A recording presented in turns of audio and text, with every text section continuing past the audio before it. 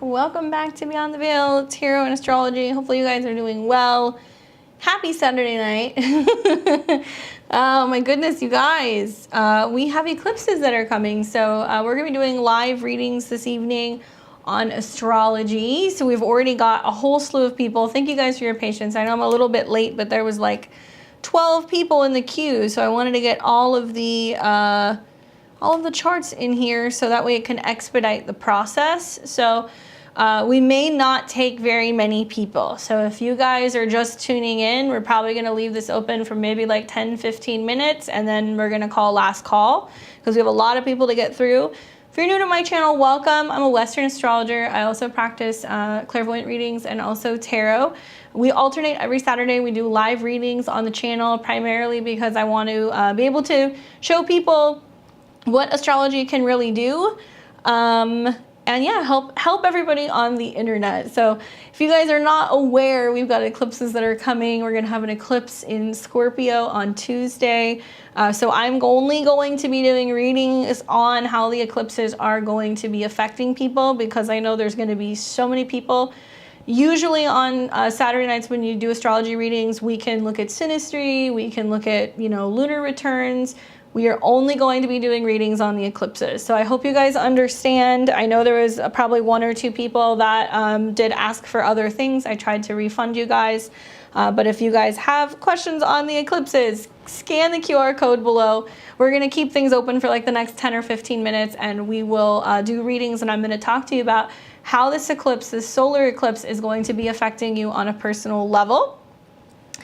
Big shout out and thank you to all my level 2 and level 3 subscribers. So those of you guys who are a level 3, if you'd like to cash in on your reading, let me know. I'm happy to do your reading. Yes, Deanna, what's up, girl? I can definitely do yours for you. Thank you for being a level 3 subscriber. So that's what's cool about level 3. If you're subscribed to the channel and you're a member on level 3 memberships, you're supporting Beyond the Veil, so you make it possible for me to keep putting out free content. You're also going to get a shout out, and you're going to get 1 reading with me once a month. So it's kind of cool if you want to be able to check in every now and then. But we'll start with Deanna, and then we're going to move down the list. So this is who I have in order so far. And if you send a PayPal, okay, please let me know if you send a PayPal and if your name differs from your YouTube name. And also know that I need specific information. So when you make the payment, in the memo, I need to have the time, date, year, location, that includes city and state, of your birth, and then you can ask a question about the eclipse specifically, but I'm not going to answer questions where people ask multiple questions. I'm going to look at where the eclipse is in your chart, and I'm going to tell you how it's going to be affecting you. Yeah, and we'll kind of go from there. So thank you guys for your patience, because these ones definitely, there's a lot of people that are waiting.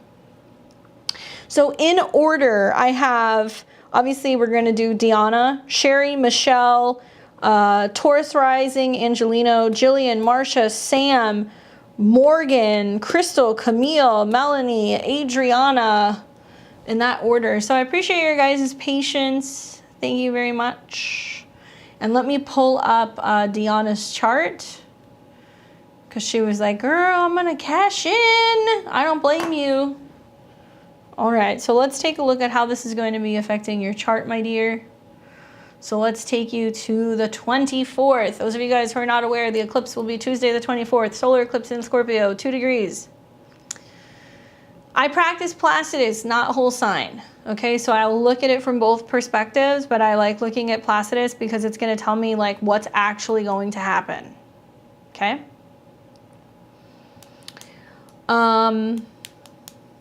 All right, so let's take a look. I cannot do the composite chart. I can look at your chart and talk to you about what's going to happen with the eclipse, or I can refund you. Unfortunately, we're not going to be doing any composite or anything. We're only going to be doing readings that are on the eclipses, or if you want to come back in 2 weeks, I can answer questions then. It's up to you, but I'm happy to refund it. Okay, so for Deanna, January 2nd, 78, she has got a Leo rising and a sun in Capricorn. So the eclipse is actually taking place for you in your 3rd house, okay? So this is the very first solar eclipse as a part of these eclipse cycles. If you think back to fall of last year, The North and the South Node were not in Taurus or Scorpio yet. So we've only experienced a lunar eclipse in Scorpio, which was quite intense. We had that happen in the spring of 2022, not too long ago. And this is going to be a a new moon solar eclipse. So this is new opportunities, new beginnings, new things that are changing, and it's in your third house. Now, it's involving Venus, and Venus is the ruler of your career, 10th house, and Venus is also associated with your third house of communication. No, not so much. No, it does not. Your Uranus, your natal Uranus is going to get dinged more the second eclipse. This is going to be the one on the 8th of October. November. I'm like totally screwed up here. The 8th of November, when we have the full moon Taurus eclipse, the lunar eclipse, that's going to affect your natal Uranus. Yeah. Okay. So yeah, essentially in so many ways, what does a solar eclipse do in your natal third house? You start having conversations about moving or movement. Libra rules your third house. So you're going to be talking to another person about moving, changes in your immediate environment. You start talking about documents. There's more talk about relationships, and it is involving Venus. So there's going to be conversations about handling situations when it comes to your professional life or your relationships. That's kind of more or less what's setting up here. Let's make it exact so I can show you. So right around here. Now the challenge with this eclipse is that you are going to have Venus in its, in its fall. Okay, so Venus usually is not comfortable in Scorpio. We see a more like Mars, Pluto kind of come out with Scorpio here. So I have said across the board that this eclipse is better because it's protected by Venus, but it's also having some difficult conversations. That's the vibe that I'm getting looking at this chart about, okay, realistically, how would this happen? Who's going to pay for you to move here? How are you going to support yourself? Are you going to get a job? How are you going to get around? How are we going to fund this back and forth? So there's going to be intense Scorpio conversations, third house, about relationships and movement. I know that you're asking questions about your natal Uranus, but the truth is that your natal Uranus, like I said, it won't get dinged for another 2 weeks. So it might be worth coming back and we'll look at what's going on with the second eclipse, because that is going to be more significant. In that eclipse, you will have the moon at the top part of your chart in opposition to Uranus, and it's going to square Saturn in your 7th house. So that tells me that seeds are being planted now. That is kind of the beginning process of being like, okay, we're either in it or we're not. And if we are, then let's talk about it. Let's figure out what the timeline is and how we can actually physically make this happen. And I have a feeling with Saturn in a square to the second eclipse that's coming, it's going to be like, well, how are you opting to do relationships differently this time around? Saturn square could be like, I'm going to still need my independence. I'm not going to take care of you.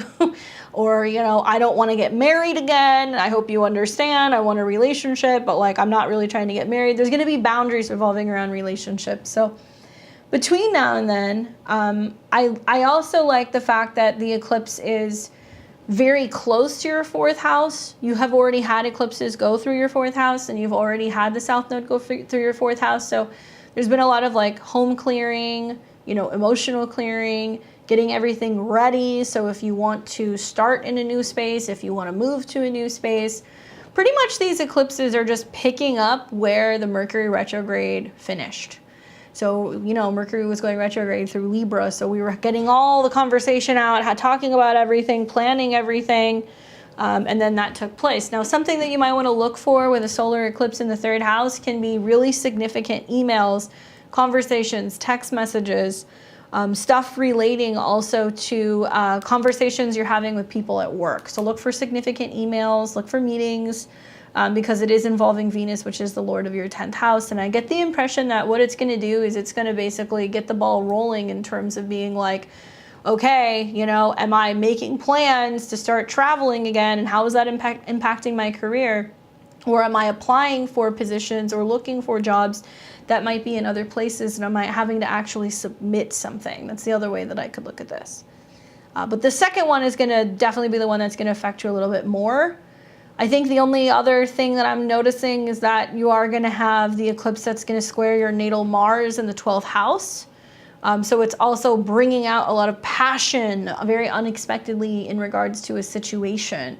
Mars rules the 9th house of foreigners, and there could be some really kind of like passionate things going on in terms of somebody being like, no, I'm really in it. This is what I want. This is, you know, what we need to do. And you're like having conversations, kind of poking around and prodding around, seeing if somebody's going to take initiative and if they're going to actually take action when it comes to, you know, making things actually proceed forward with the relationship. So it's not that challenging, to be honest with you, you know.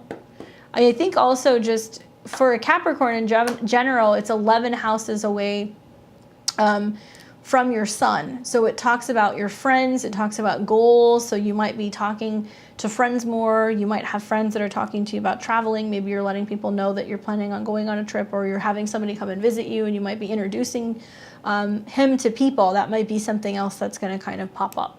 But yeah, I would say swing back around for your second eclipse prediction. So we'll do those in November, but you have that eclipse is definitely going to be, dare I say, a make or break moment for the relationship in itself.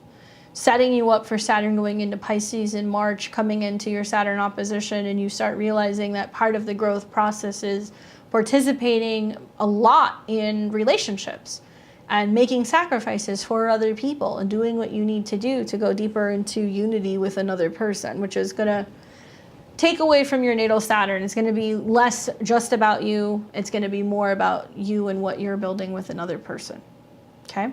There is a method to the madness with these eclipses. And it sextiles your Venus. I feel like it's really just saying how you really feel when it comes to this connection. Hopefully that's helpful for you.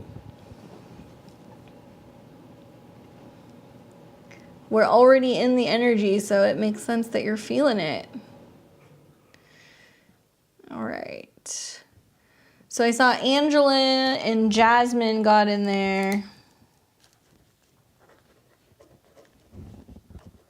Just so I don't lose track, I gotta write these down.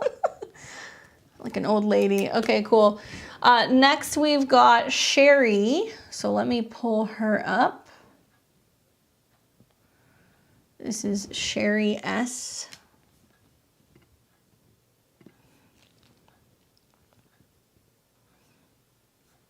Thank you for your swap, Sherry. I appreciate your patience. Sherry said, eclipse reading, I'd like to know anything you think is important for me to know during this eclipse since it happens in my second house. I have Scorpio Venus at 2 degrees. Yeah, that's kind of a big deal. That's about as big as it gets. Technically, it's in your second house whole sign, but it's actually going to be in your first house. So we could read it one of several ways. First of all, if you're a Libra rising, Venus is your chart ruler. So when things are happening with Venus, if there's a Venus retrograde, if there's an eclipse on your Venus, if there's a Venus square or a conjunction of Pluto, like you're going to feel it, you know? So I think the fact that there is an eclipse involving Venus and this is your Venus return, this is a very, very big deal because eclipses are action-oriented and it's basically setting the stage for something completely new. So, first house is your personal identity. So this can be something in regards to your appearance. This can be how you wear your hair, your makeup, your clothes, and it's planting seeds. Now I've looked at this eclipse. This eclipse is going to kind of complete sometime in 2024. We're going to see that there's going to be a full moon in the spring of 2024, which will be in Scorpio at 4 degrees. So it's close enough for me to say, okay, if you've got any personal placements within 0 to 4 degrees of Scorpio, this eclipse is basically saying it's going to take 2 years for it to come full circle. So there's something about your appearance, your body, your look that's going to change within 2 years. Also, whole sign, this is the ruler of the second house. So this is going to be something like changes with your values, how much you're investing in yourself, what physical changes you're making to your body through your second house. Are you buying higher end clothes? Are you saying, I don't want to wear makeup anymore? Are you saying, I want to get a surgical procedure? Are you realizing that you need to really start focusing and really putting more emphasis in building up your self-esteem? I mean, look at this. You got Venus, North Node, Mercury, Jupiter, Pluto, all in Scorpio, which belongs to your second house. So you're essentially like a glorified Taurus with a chart like this. What tastes good, feels good, what is luxurious, what is comfortable. This can also be things that you kind of collect and things that you keep. I think that the South Node eclipse is basically preparing you to kind of let things go. And I know you've already been in this for the last like year or so with the eclipses that have hit your second house. But this eclipse is getting ready to usher the South Node in, which will happen in a matter of months. And the South Node will cross your Venus and you'll say, it's okay to change something about my values. It's okay to let something go. Scorpio and Libra, like that combination is so interesting because Scorpio wants truth and Scorpio wants what's real, even if it's not pretty. It's about authenticity and being transparent and being honest. Libra is more kind of for the aesthetic, it's enhancement. So I think of like, you know, fake nails, fake hair, fake eyelashes, things that are really going to enhance one's personal beauty. So I'm wondering like what's going on here where you're starting to kind of realize like what you do or you do not want to invest your time or your self-esteem or your resources into. What's happening here? What have you realized is time to kind of cut loose? Also, being that Venus is in Scorpio in your first house, it's really sexy. So that tells me that there's going to be a new sexier version of you that's emerging. I mean, having this much Scorpio in your chart, it's already very present, but I think it's about how you're using that energy differently and how you're using it to more empower yourself rather than feeling like you need to be accepted or you need other people's approval, right? So you're learning that you don't need that approval. It'll take 2 years for this to materialize. I would say an eclipse in your first house already makes me feel inclined to tell you you got to pay attention to your body. But an eclipse that's on top of the ruler of your first house, even more so, especially because Venus is at a 2, so it's about food. So I would say like it's a good time to start detoxing, cleaning up your diet, not eating a bunch of processed food. Don't be drinking a bunch of caffeine, having a bunch of alcohol, anything that's considered poisonous or toxic or a stimulant, you do not want in your system for the next couple of days. So you may be one of those people that has like a really significant clearing, and these clearings can happen from getting sick. These clearings can happen because you go on a detox. Really, it's about how you decide to handle this energy. What I like is that it's saying there's going to be a healthier, more authentic version of yourself that's going to emerge. You might start to see this in 6 months. You might see it fully in 2 years. It really depends. But also because the Venus eclipse on your natal Venus is promising for that the next year, your entire love life is going to be different. Your style might be different. So you might want to go look at your Venus return. So if you know how to do that, you go into, you know, your Astro software, go to astro.com and do your Venus return and take a look at it.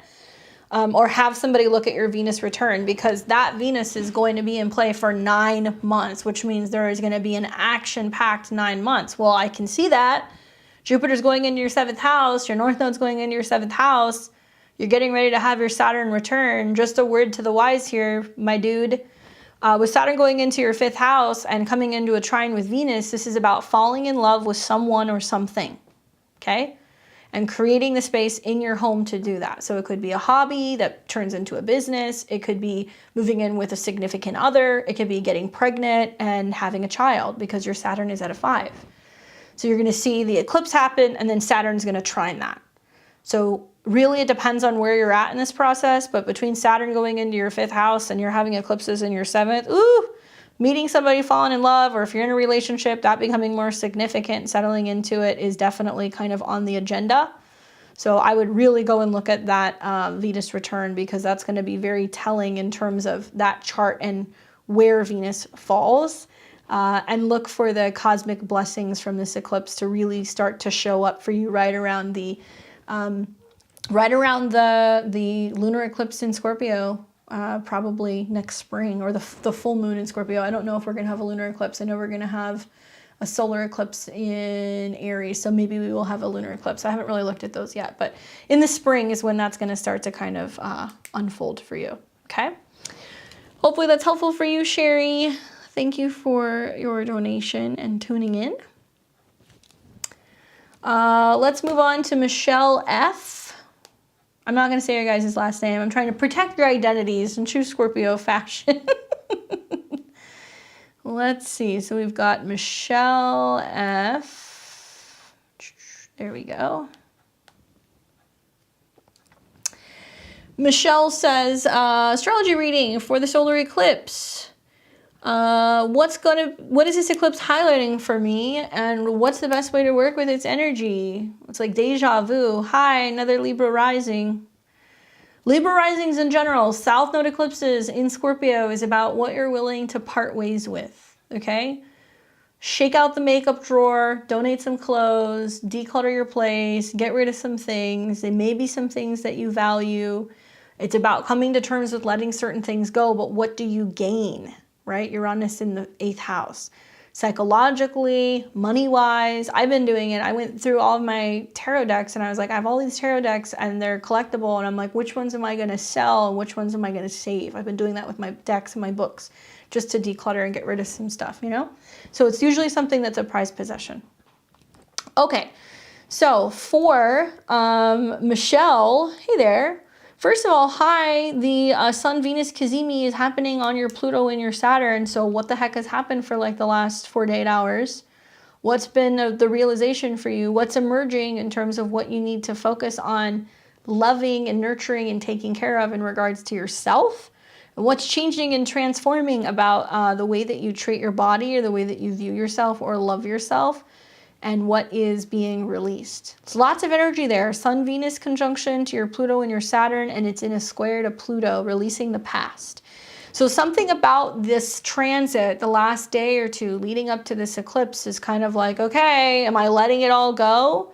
I think it's the finale of also like Pluto squaring your natal Saturn. So, you know, finally giving yourself a bit of a break, forgiving yourself, being more loving with yourself, and making changes either with the relationship with yourself or with your home or your family. Now, the eclipse itself, technically for you also, is going to be in the 1st house. Okay, so let me show you. So it's going to be taking place at 2 degrees of Scorpio. And that's technically still in your 1st house, very close to your natal Saturn. And it's still on the cusp of your 2nd. So it can be about like cost of living changes, you know, things that you're willing to clear out of your house or get out of your house, or a realization that, you know, you may need to make some sacrifices when it comes to your physical space. The South Node for all Libra risings going through the 2nd house is letting something go. So for some of you guys, it's, I no longer want to work this job anymore. I'm cutting back, right? Or I can't keep spending what I'm spending, so I'm cutting back. It's the willingness to kind of turn something loose. Now, in your chart, this also slightly sextiles by about 4 degrees your natal Neptune. So I could see this as you being like, yeah, clearing house, getting rid of things, you know, letting go of things that mentally kind of flood your mind, things that you like obsess about or you think about too much. Because it's sextiling that South Node in Neptune. So it's clearing something out. So it's helping you establish healthier kind of habits. I would really recommend like getting in your body, anything that's going to ground your energy out, and like trying to focus on breath work to clear some of this stuff out. This 2nd eclipse that's coming for you is going to be in November. And I'm bringing this up because the 2nd eclipse is 16 degrees of Taurus. So it's going to be right on your natal Mercury. And you have Mercury in opposition to Uranus. So do you have anxiousness? Are you really sensitive and do you feel things before they're coming? Or do you just have anxiety? Do you have anxiety about money and resources? All those oppositions between your 2nd and your 8th house tells me that you get affected by this stuff. Anyway, where does it benefit you? Other than the sextile to your South Node and your Neptune, That's pretty much the only real significant aspect that this is making. It's going to in conjunct your Mars. So it's telling me that it's bringing up themes in regards to whether or not, you know, you're going to have challenges in terms of expressing your beliefs or your values to other people. You want to steer clear of arguing with other people about, you know, philosophy things or religious things or spiritual things. And you've also got Mars on your North Node. So you got a lot of activations. Mars on your North Node, eclipse is really close to your Saturn, an eclipse conjunct your Mercury. To me, it's about an emotional release and letting something go and being like, I can't change certain things. I just have to let it be. I know that, you know, being anxious isn't going to help me. I have to focus on giving myself security. The beauty is like now the North Node is really fully moving into your 7th. So what you're going through now with like the South Node and the 2nd house eclipses, once the eclipses start moving more into your 7th, people show up that start helping you. So your North Node is going to move into your 7th house sometime around the end of January. And from then on, you're going to start seeing eclipses in the North Node moving through your 7th. So new people start coming into your life. The South Node starts going through Libra. It's going to hit your Saturn, your Pluto, and your Moon. And it's about you letting go of an old identity and welcoming new support, relationships, partnerships into your life really for like the next year. You have a lot to gain, but what I've seen when these eclipses happen and when the South Node goes through the 1st house, especially if you've got really strong Pluto-Saturn aspects in the 1st house, there is a reluctancy to want to let go of old patterns and habits. And I see with like Moon, Pluto, Saturn in your 1st house, you're like, it's me. I rely on myself. It's always been me. I take care of myself. There is this feeling of like having to be your own parent.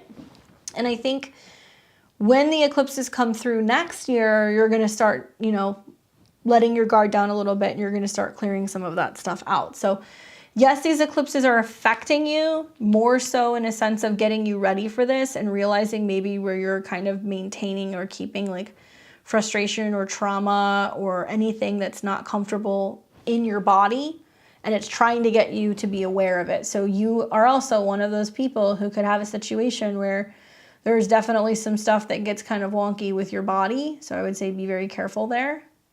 Go back to the eclipse. Sorry guys, I went a little too far. There we go. And that's pretty much it for you. The second one is what's really going to be a doozy for you. So when you have that November 8th eclipse where you're going to have the Moon and Uranus on your Mercury, it's about letting something go, dealing with loss, welcoming transformation, and it's going to be the ruler of your 12th house.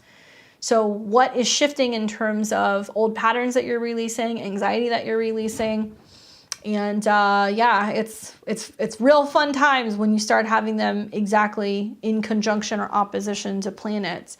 You have had this for a while. You had an eclipse that was conjunct your Chiron in the end of 2021. You had some that were in opposition to it in the spring this year.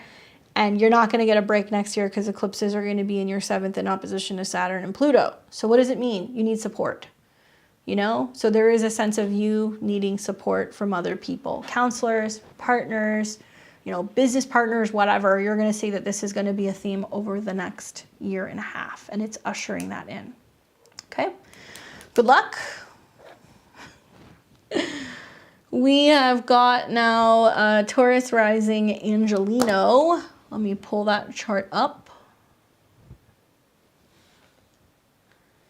All right. And for that chart, I have March 8th, 79, 9:33 a.m. And questions about what's going to be happening with the eclipses in general, from what I remember. Correct me if I'm wrong, but yeah, I see that. So you have a Taurus rising, and your moon is in Cancer, your sun is in Pisces. The eclipses are coming in through Scorpio, and the eclipse is going to be taking place in your 6th house. So anything in regards to relationships. Okay. Well, it's going to be in your 6th house. For Taurus risings, you're going to hear, oh, the solar eclipse is in your 7th, but for you, it's not, Placidus-wise. What does it mean? There can be some relationship clearing out, or this is going to be more about relationships that you have to people who you work with, or maybe clients that you're servicing or people that you're helping.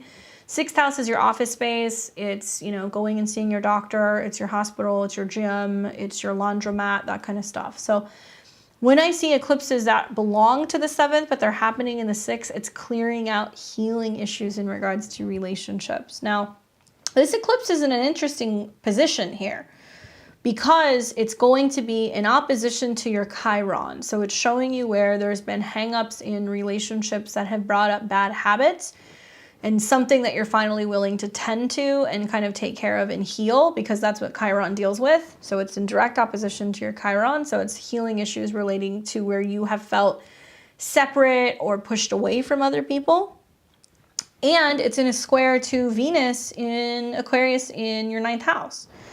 So if we're looking at this from whole sign perspective, an eclipse in your 7th, opposed Chiron in your 1st is where you're feeling the pain of separation and you're like, I need new relationships. I don't want to feel that I'm being pushed aside. The square from Venus to Venus in your whole sign 10th is bringing in more clients. Maybe it's like letting people know that you have new services or that you're willing to work with new people, but that's really significant. And it's all going to square Jupiter, which is at 29 of Cancer, so it's an out of sign square. So you're going to see like basically like a cross from this eclipse. 6th house eclipses do bring in, oh, I got the flu, you know, oh, you know, I had an injury, I have a change at work, I'm changing my schedule, what you're cutting out and you're letting go of. So I see Venus coming in saying, this is important being a Taurus rising. This doesn't feel good. This doesn't work for my schedule. This isn't healthy. You know, this isn't a good dynamic. So like, what do I need to kind of clear out so I can bring in something that can be healthier? In 2 weeks' time, when you have the 2nd eclipse, which is going to be taking place in Taurus, it is also going to be in some very difficult and some hard angles to Saturn. So to me, this is kind of saying it might be more about people you work with. I know you're asking about relationships, but there's not really a lot of relationship stuff that's coming from this eclipse from my perspective. You've had relationship stuff that's been going on here because that ascendant and descendant have been getting hit since last year. So if you look at the eclipses that took place for you in fall of 2021 and what happened in April, May of this year, those were more impactful for relationships. This is just finishing up what they started. Now, you will see activations when planets cross that 26, 27 degrees of Scorpio, but that's not going to be until the end of November. So I think that you're going to see more kind of shaping up in terms of relationships then.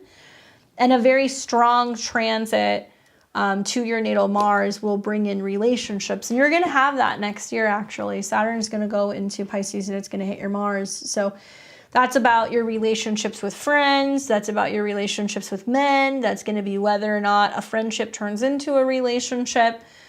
Now, in some ways, solar eclipses, they plant seeds. So I'm looking at this going, okay, it's an opportunity for you to go, how do I make more time for partners? How do I make more time for dating? How do I have healthier relationships? How do I meet these people? And that eclipse is going to trine your Mars. So it's saying, get out there, be social, get connected, be focusing on building friendships and having community. It's not about going out there and trying to find a partner. It's going out there and being like, how can I just be with other people and see what kind of comes? So I would look at the March through about maybe May, June period to see this manifest for you in the new year. And likely it can bring more opportunities for relationships. You have to understand that you're in your Uranus opposition. So, you know, you have Uranus that is in your 6th house, bordering on your 7th. That does mean that you can have unusual relationships or relationships that are not consistent.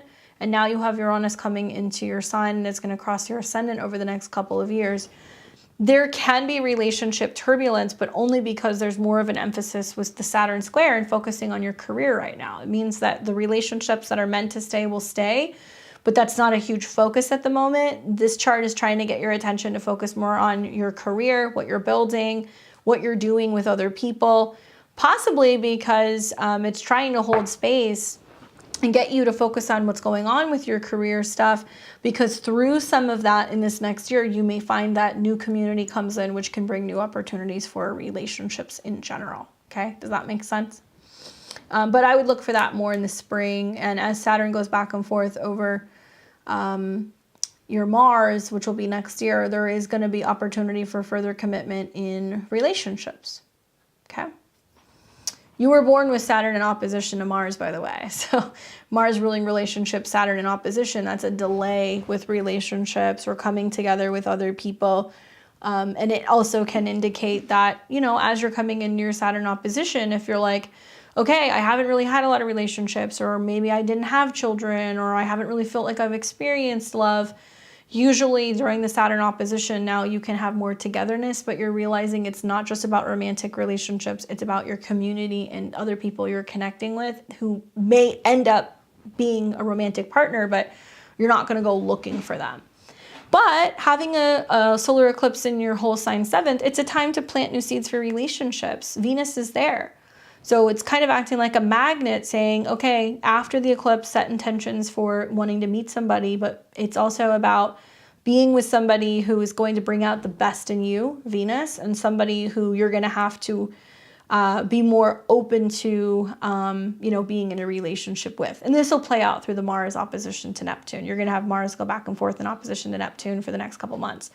So this is going to be, where is my person and how do I find them and like what direction do I go in? So it's a little confusing because it's trying to get you to focus on finding a friend, not necessarily finding like a romantic partner. And so that will kind of stabilize for you in the spring. Okay. Hopefully that's helpful for you, Taurus rising. Thank you for your donation. I've got Jill.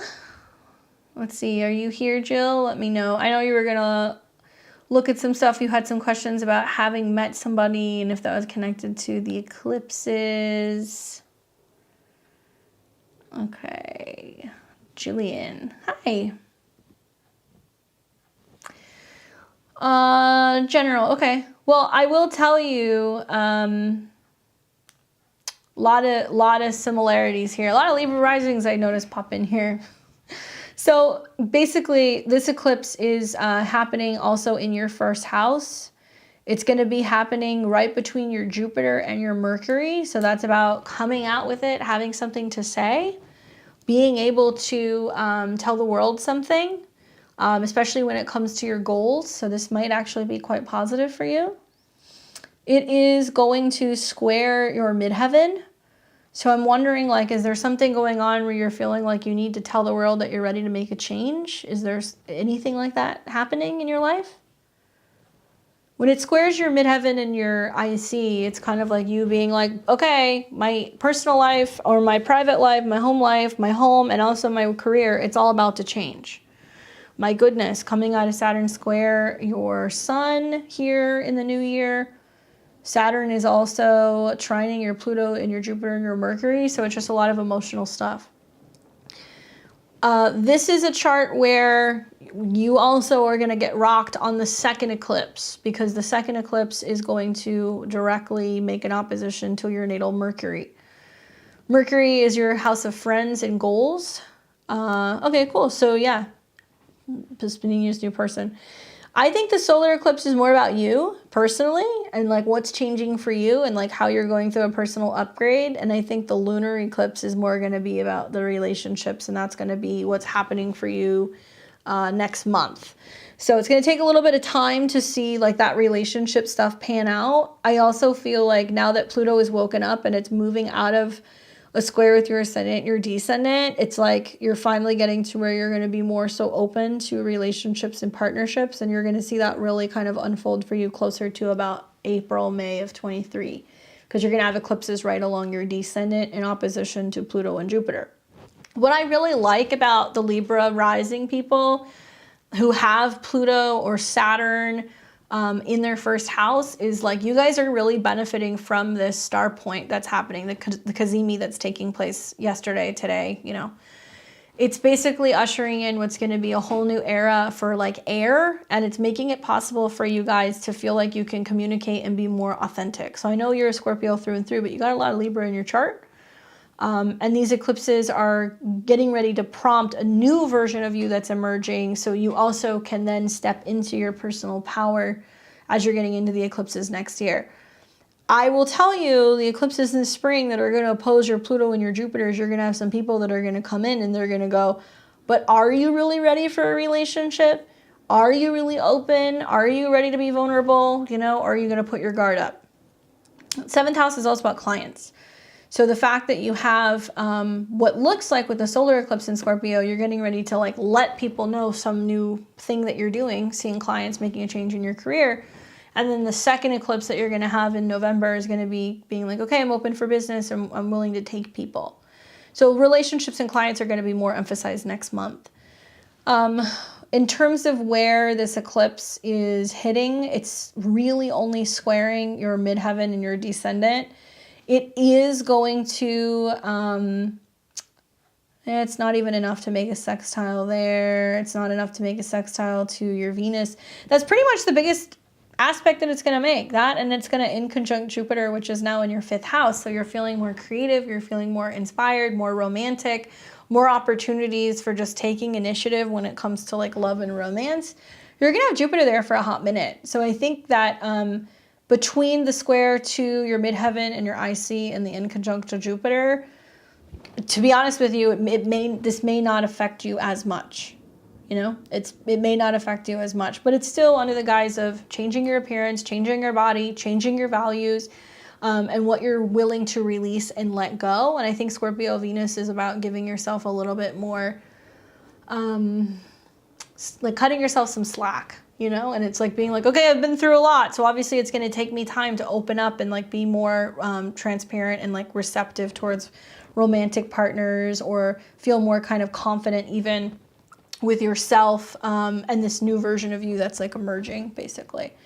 Pluto on the ascendant is an intense one, and with Jupiter there as well, it tells me that like you can read people very well. So what's going to happen is you're going to start having people who are going to be coming in, and you're going to be like, okay, well, this is kind of weird. Like, you know, they read me well. How do I feel?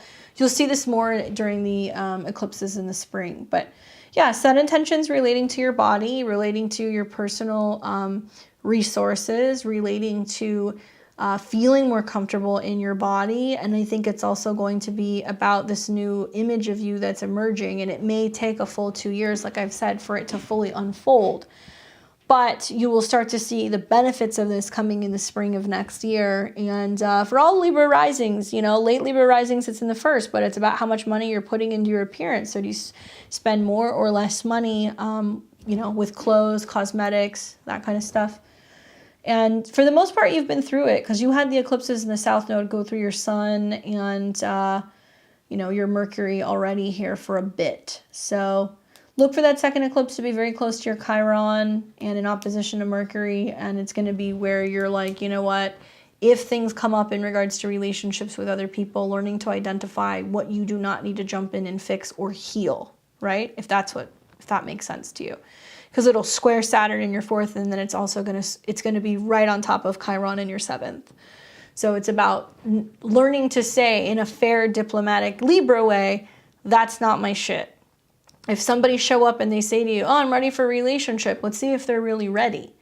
Because you may find that through the eclipses that are going to now start taking place more so in your whole sign 7th, there is a bit of mirroring other people, and you'll see people who come in that say they're ready, but sometimes they have some wounding or healing that they need to do, or somebody triggers you and makes you realize like, whoa, actually I'm not as ready as I thought. This can actually be really good though, because next year you're going to have, you know, Saturn go into your 5th, and, you know, Uranus and Neptune are going to sextile. So it's very possible to see clients, have your own business, you know, be more creative, be in a relationship, be clear, but you're breaking down the armor. And this is the beginning process of what could I be, right? What do I want to invest into? And what am I letting go and kind of stripping away so I can get back down to the basics? Good luck. Thank you for joining us. I've got Marsha. You know I'm going to say it. I'm sure you hear it all the time. Marsha, Marsha, Marsha. Let's see. So let's pull your chart, Marsha. There we go. What's up, Marsha? Oh my goodness. Sorry, guys, for the spam. We've got some spammers in the house. Marsha, I've got you here, December 18th, 1970, 10:32 a.m. And Marsha says, what's my astro weather report looking like for eclipse season? Well, you've got an Aquarius rising, your sun is in Sagittarius, and your moon is in Virgo. So, my dear, the eclipses are coming in Scorpio and Taurus. So you are going to have the solar eclipse in Scorpio that's taking place in your 8th house. And that is going to be planting seeds relating to joint resources, intimacy, investments, things that pay out, things that pay off, insurance. Okay, solar eclipses create action. So what is this going to do? Well, the sun rules your house of relationships, right? The moon rules anything in regards to, how you are making time for things or clearing things out or dealing with health related stuff. And then Venus comes into the mix and it's the ruler of your whole sign, 4th. Some things that I would look for may possibly be like, is there something that goes on where, somebody in the family is having a crisis? I don't like saying that, but that could happen. Is there some kind of schedule change? Is there a need to kind of go through and clear something out in the home space or something regarding, family members needing some kind of assistance? That can happen. Now, the eclipse is very close to your Mars. So Mars is the ruler of your 2nd house. So I'm wondering, is it a good idea to get a head start on your taxes? Do you want to start talking to, if you have a partner about how to get that going and how to start putting that in motion now and be preparing for tax season? Because the solar eclipse in the 8th house is like, whoa, there was a change with somebody else's resources, or like, wow, we had a change in our spending, or somehow the credit limit went up, or a partner says, hey, I'm cutting back on spending. These are things that we see. It's stuff that's out of your control that deals with other people's money or resources. It's going to be close to your Mars. Venus and Mars love each other. So I feel like that's an interesting eclipse. If you have a natal Venus in Scorpio, it might be you going, how can we fund, natal Mars in Scorpio, how can we fund possibly going on a trip? And you're talking to somebody about, well, do we use points, or, do we take money out of our savings, or do we put it on a credit card because it's so close to the planets that you have in your 9th house? So it can be suggesting that a trip is on the horizon, or a course is on the horizon, or you're thinking about kind of going into a new area of study. The second eclipse that you're going to have is going to be in Taurus. It's going to be in your 3rd house, right on top of your natal Saturn. Once again, this is very important because it's going to be your chart ruler and it's going to oppose Venus. So what's the deal here? Are you having issues with a relative? Are you having issues communicating with a neighbor? Is there a lot of back and forth conversations that you're having with somebody about joint resources? Like, how is this playing out? Because you have Mars and Venus in Scorpio. So you're actually going to have the eclipse close to your Mars. Venus and Mars love each other, so I'm not worried about that. But then you're also going to be having an eclipse that's going to be in opposition to your Venus. Yeah, joint resources. It's 3rd house, 9th house. Conversations, documents, receipts, keeping logs and tracks of things, like literally using apps and other things to be able to look at how much money is coming and going. And I would say that a solar eclipse in your 8th house is setting the stage for, how do I bring in more? How do I tackle debt? How do I stay on budget? And getting maybe assistance from another person who can help you do that, who might guide you because it's very close to your Mars. Will you have to spend? Probably, sure. But it's also about taxes. Oh, buying and selling property. Okay. So the solar eclipse can be that, you're saying, here's my price, or, this is what I want to spend. And then somebody comes back and, they make some kind of a comment.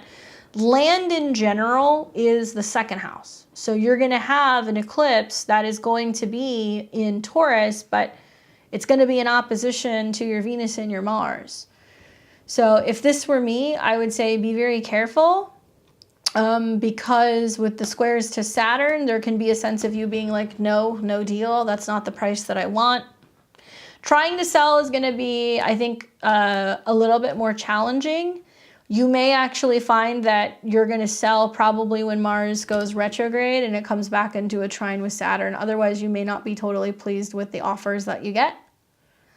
So Mars coming back into a trine with Saturn sometime the end of November, beginning of December. And that's about switching homes and swapping houses. And maybe you're going to see a little bit more that's going to stick then. And then finally, Mars will come back into a trine with your North Node, and Mars is going to sextile Jupiter also in February, right? So there's going to be something that's going on within those two times.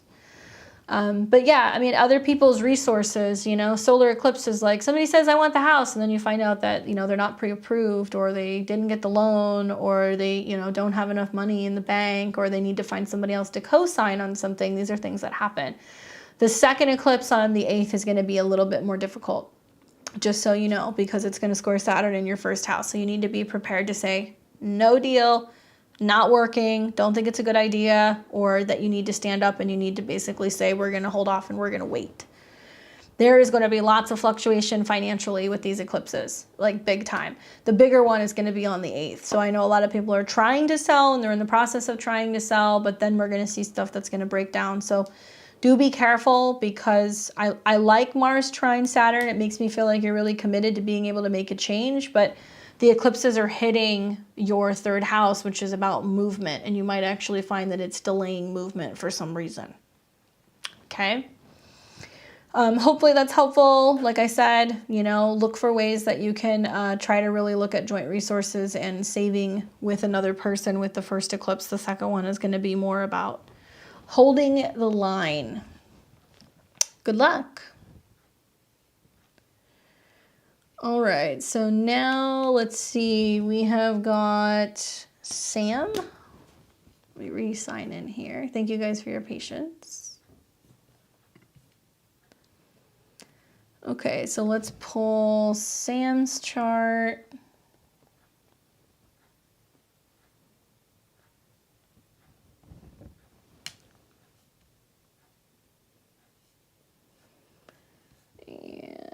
Sam said,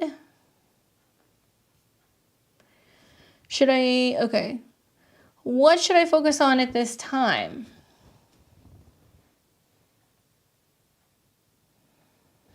Okay, so you have got a Pisces rising, sun in Cancer, moon in Cancer. Oh, look at all that water. All right, so you've got an eclipse that's going to be very close to your Jupiter. My, oh my, that is kind of a big deal. So let me know if you're here. I would love to maybe get some feedback about this period of the Mercury retrograde.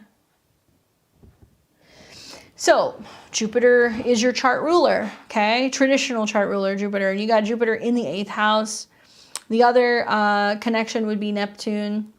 So you've got an eclipse that's happening on top of Jupiter in your 8th house. Jupiter in the 8th house talks about bringing stuff in, things in regards to other people's resources, death, taxes, regeneration, inheritance even. Jupiter also has associations with Sagittarius, which is your 10th house. So for me, looking at this, it's like, okay, there is an opportunity here with this eclipse to bring in a lot more money. Jupiter in the 12th is like, I see that for people who, you know, suddenly win the lottery, or they marry somebody who's wealthy, or they like literally strike gold. I don't know. Jupiter and Pluto together is about wealth, but this is with other people. So if you have clients and you can raise prices, I would say get ready to do that with this eclipse. I also feel like it's setting the stage for you to be able to bring in more benefits, more bonuses, things like that from work. So that will be playing out over about a 6-month period.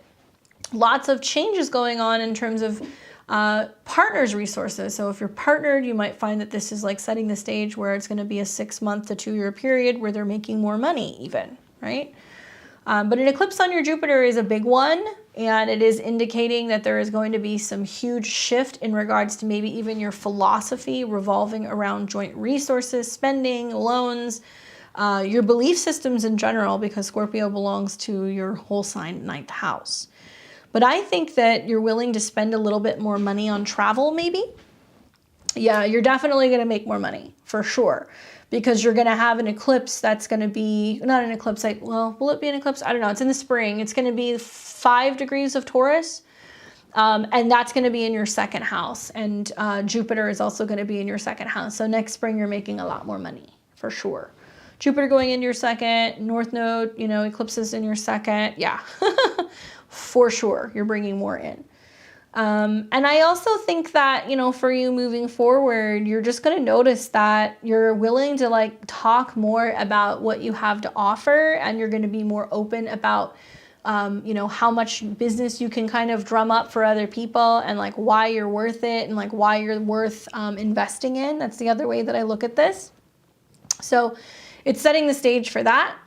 I think I would, if this were me, right before the eclipse, you can do this like tonight, you can do this tomorrow, put something out for Venus, because it's in your 8th house. So it's definitely about magic and occult and mysticism, but it's conjunct Jupiter. So it's about bringing in something. So like Jupiter and Venus, they both like wine. You can put out sweet stuff. You can put out some money.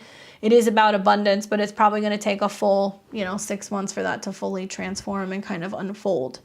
The 8th house is willing to embrace other avenues when it comes to resources. So I wonder, is this like you going, wow, it makes sense to invest a little bit more time into my business to be able to bring more business in. So it can also be about advertising and sales. That's something else that can kind of pop up.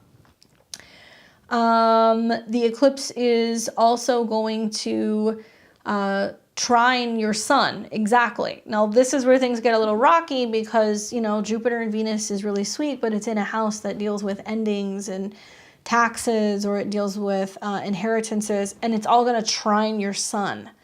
So that's also telling me, like, be prepared. There could be a sudden change going on with like the family or the home base, especially in regards to like men. So that's something else that I would look for. There can be changes going on with men in general. Men that you live with, father figures, you know, stuff like that. The second eclipse that you're going to have, though, is going to be in Taurus, and that's going to be hanging out in your second house, and that'll be a full moon eclipse square Saturn. So this tells me that if you're depending on money coming from groups or larger companies, or money that's coming from people that might be in other places, there can be some delays, and it can be as a result of like money that's moving, you know, overseas or offshore or something like that. So if you've got money that you're anticipating on coming in, the 12th house also deals with like the actual like processing company that you use. So like if you're talking to people and you get paid through PayPal, or you get paid through Venmo, or if you get paid through like a third-party site, you could have some problems with that eclipse. There could be some issues with getting the money, depositing the money, you know, receiving it, that kind of stuff. So be mindful of that. That's where things get a little sticky. But besides that, this is a pretty decent eclipse. I would just keep an eye on family members, keep an eye on joint resources, really focus on coming up with a plan between now and the spring to kind of up what you're charging. And you're going to probably start kind of working with people who are going to have bigger budgets, because 8th house is people are willing to spend more, and it rules your 10th house. So definitely raise those prices. You'll be glad that you did, and you'll start seeing March, April, May of next year that you've come completely full circle in terms of some of your financial situations. And if you've needed to pay things off, or if you needed to kind of wrap up some debt, it'll help you do that as well, because you'll get bigger payments that'll come in. Okay? Hopefully that's helpful for you. I would just say embrace the change, you know, when you have eclipses in your 8th house, embrace the change. It can be uncomfortable, but it's also about just owning it and knowing your worth. You are very welcome, Sammy. Morgan, are you still here? Let me know. Do you want to have me talk to you about the eclipse, or do you want to hold this credit for a synastry reading? Do you want me to refund it? Let me know. If you are still here. After that, I've got Crystal, Camille, Melanie, Adriana, Angela, and Jasmine. I would, but I can't. I can't do the composite right now because it's going to take a little bit longer. So unless you want to wait till the end, I can't really do that because I have to go through a number of other people. So let me know. Let's see. So we've got Crystal.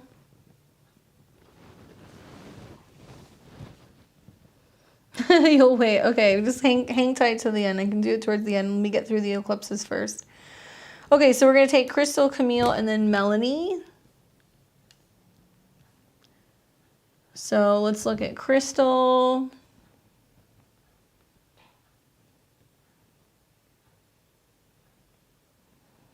Crystal V, yeah.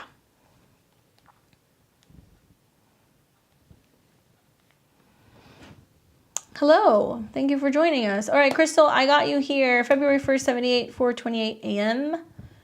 in Longmont, Colorado. What's up, Miss V? Okay, she says, reading eclipse. Well, I will just get to it then.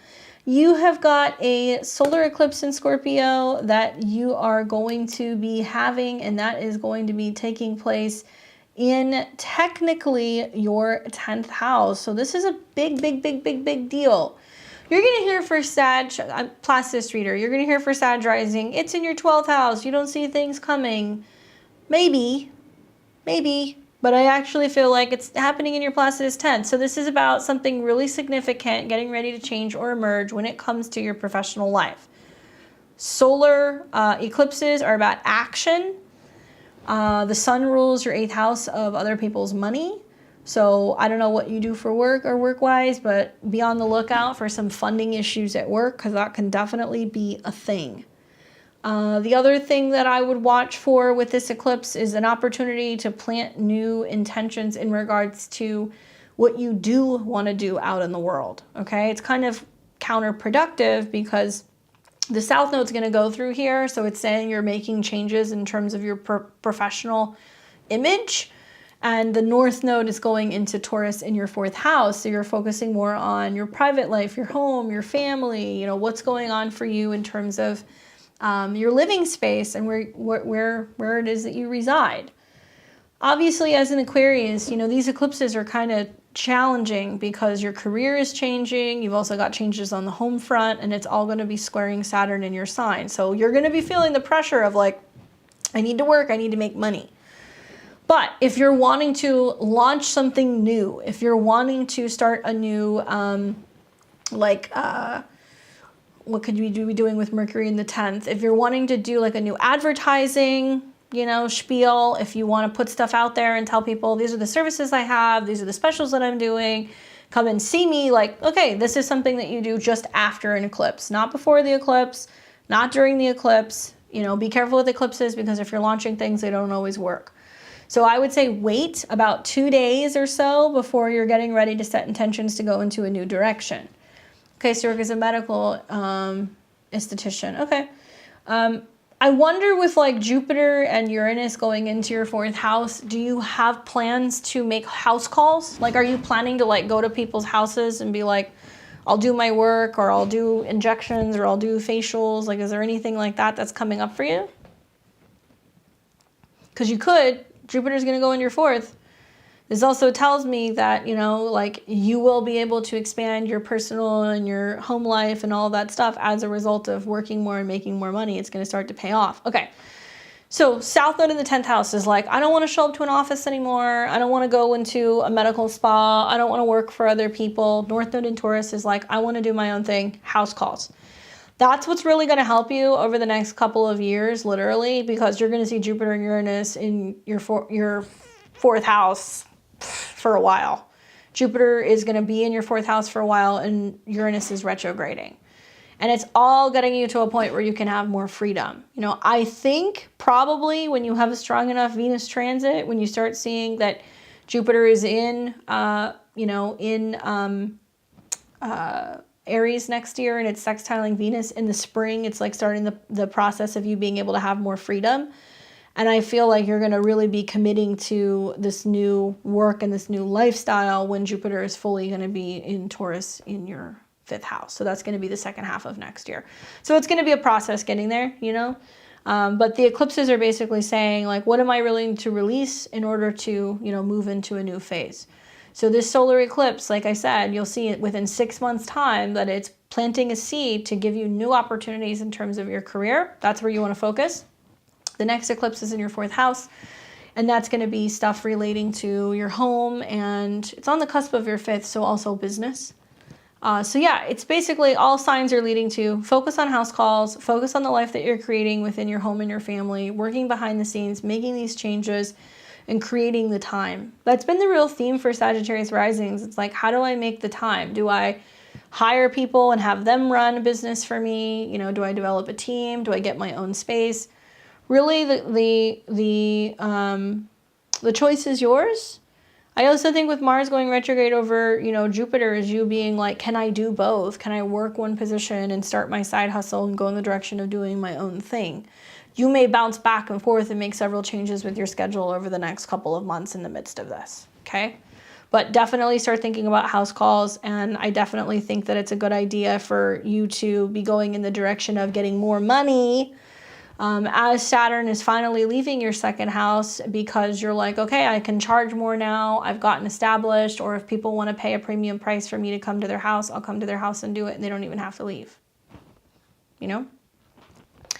But lots of changes happening with a solar eclipse here. You are also one of those people who might start charging more, or realizing that because the cost of living or the cost of doing business or products are going up, you may have to charge more. So you may be telling people, hey, like, get your services booked now before the end of the year while I have time, or before the prices go up. So that could be something else that happens as a result of the eclipse as well. And my goodness, I'm so excited to see Pluto finally leave your natal Mercury. So that also seems to suggest that the stress revolving around work and making money and staying busy is going to kind of calm down. And you're going to have more opportunity, if you want, going into the future, not only to do, you know, travel work, but you may also do some kind of teaching or training. You might see that that starts to kind of appear next year. So if you want to bring people in and have them work for you, you might train people. It's an option. It could be a way that you can make some money. But definitely set those intentions for new work opportunities. And look out for lots of creative stuff and romantic things also with the 2nd eclipse, the beginning of November. That's looking good in your chart as well. Okay. Hopefully that's helpful. Good luck. Let's pull up Camille. Camille.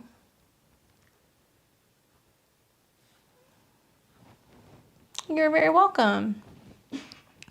What's up, Camille? I got you here June 19th, 2000. You were born at 4:46 p.m. in Tustin, California. I got your 2 payments. Thank you. I appreciate it. She says, I want some input on how this eclipse will affect me. Is there any significant individuals coming into my life, women or men, platonic or romantic? Thank you. Love your channel. Okay, well, you are Scorpio rising, sun in Gemini, and your moon is in Aqua. Well, yeah, there's definitely some things that are coming.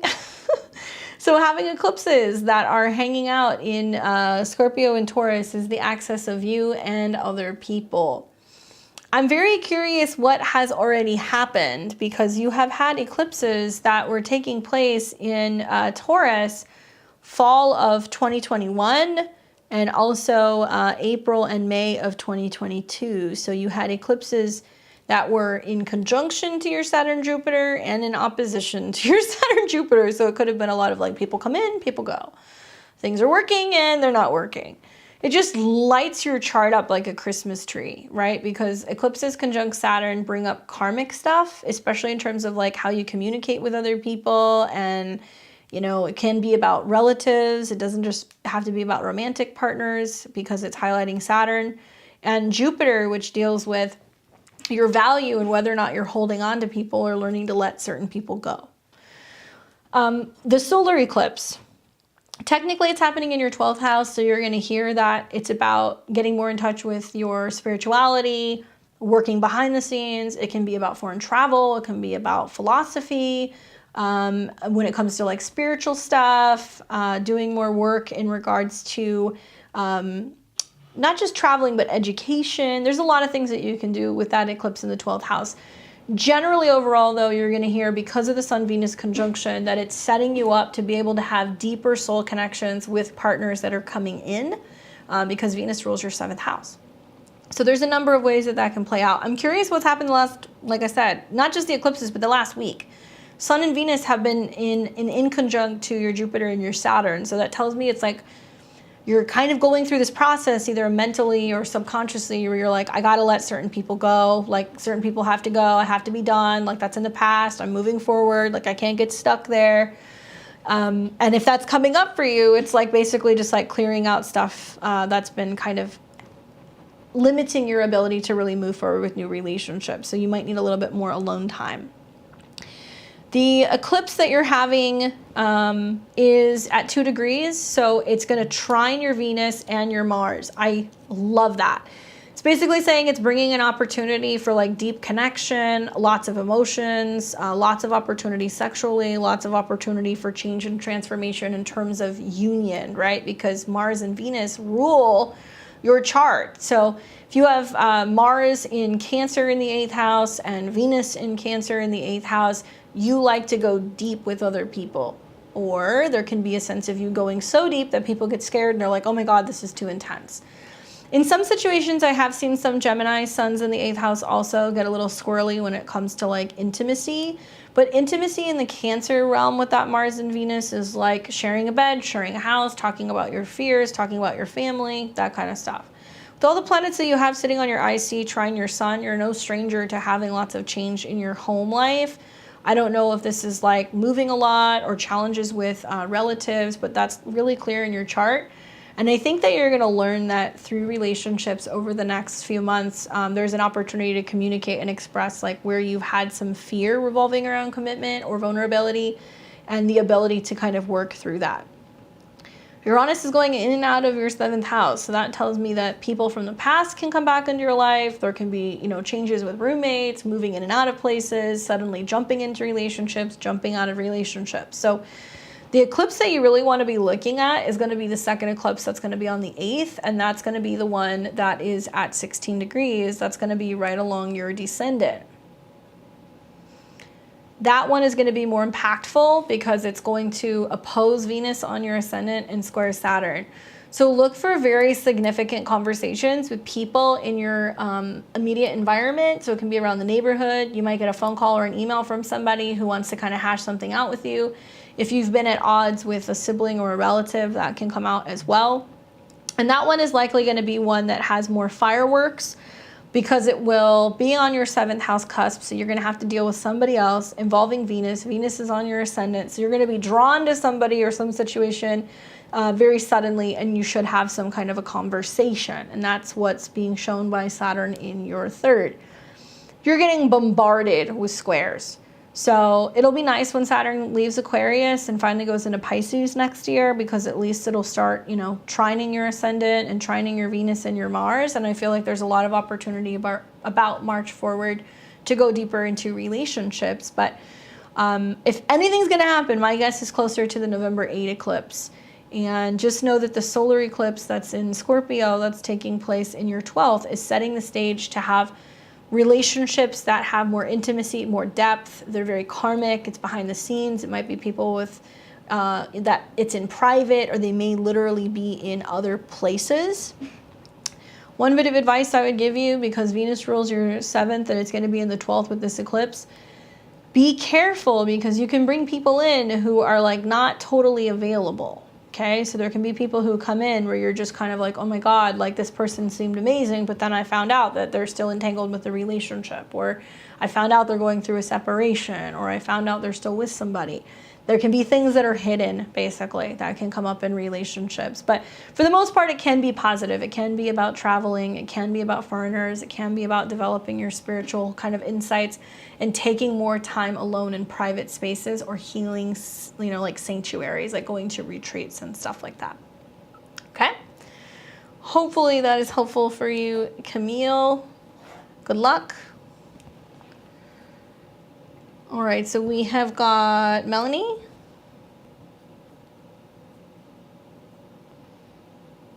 And Melanie says January 25th, 74, 10:09 p.m. So let's pull you up. Oops.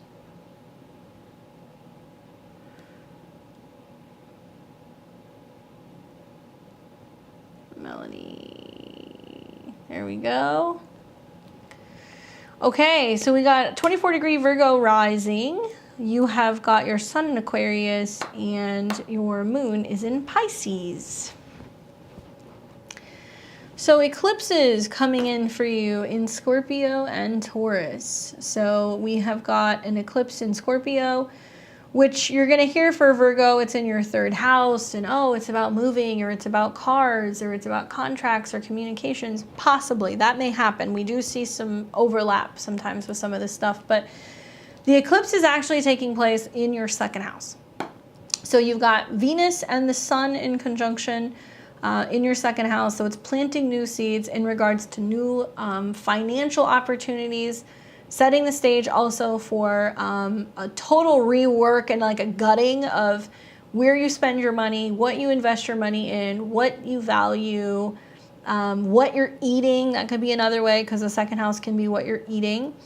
And the storyline is already kind of clear in your chart because you have planets in the late degrees of Libra. So recently, the last couple days, Venus and the sun have been really close to Uranus. What have you realized about your health?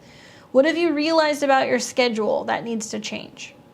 Are you like, I need to get up earlier, I need to, organize and put my stuff away? Is it, I need to make time to go to the gym, I need to make time for friends? What has kind of come up for you recently where you've realized where you need to invest more time or effort or energy in? And I say that because Uranus rules your 6th. So planets have been sitting on your natal Uranus, where you're like, I value this.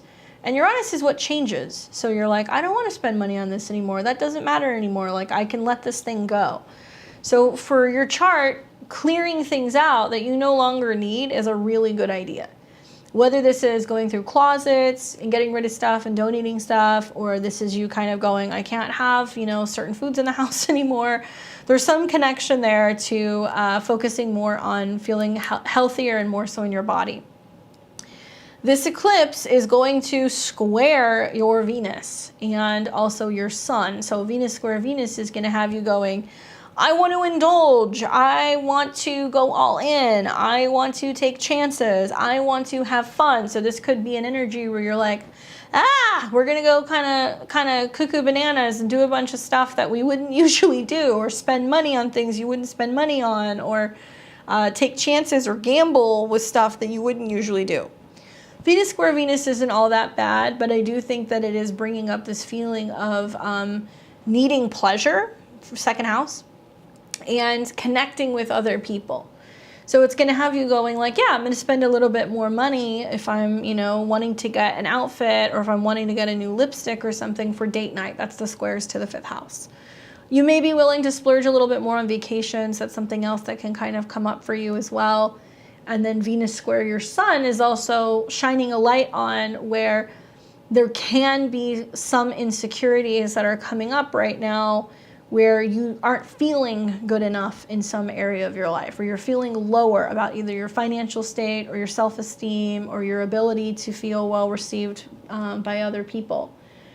I think that it's important for you also to look at what's going on with your work, because this eclipse is happening in your 2nd house, which could mean you're parting ways with making money from some source, and then you're going to have a Mars retrograde going through your 10th house, where you're like, okay, I want to make a job change. I know I need to do it. Something's not working.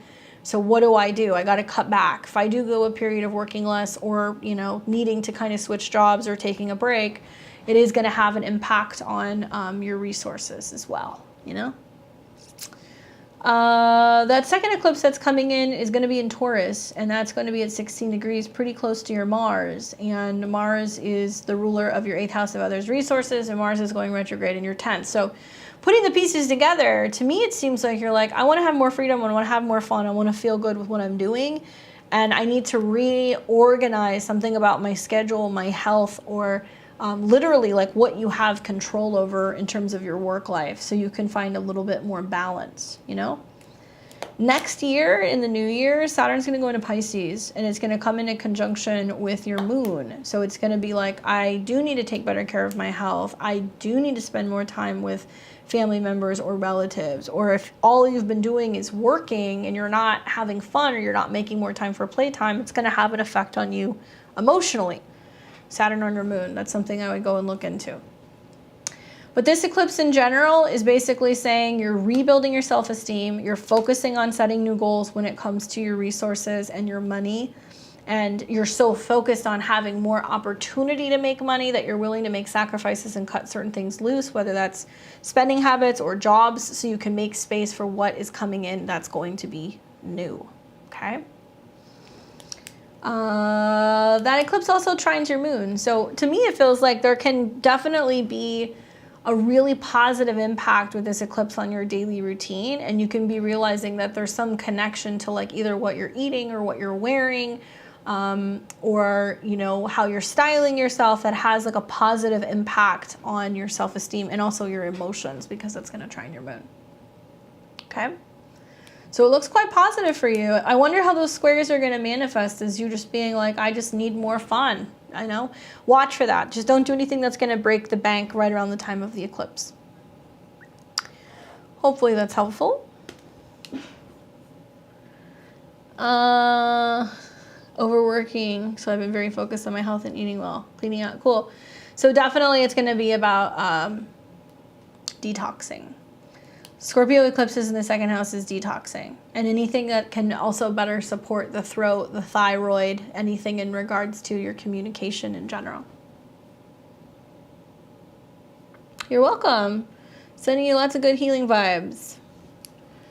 We've got Adriana, and then Angela, and then Jasmine. So let me pull up Adriana.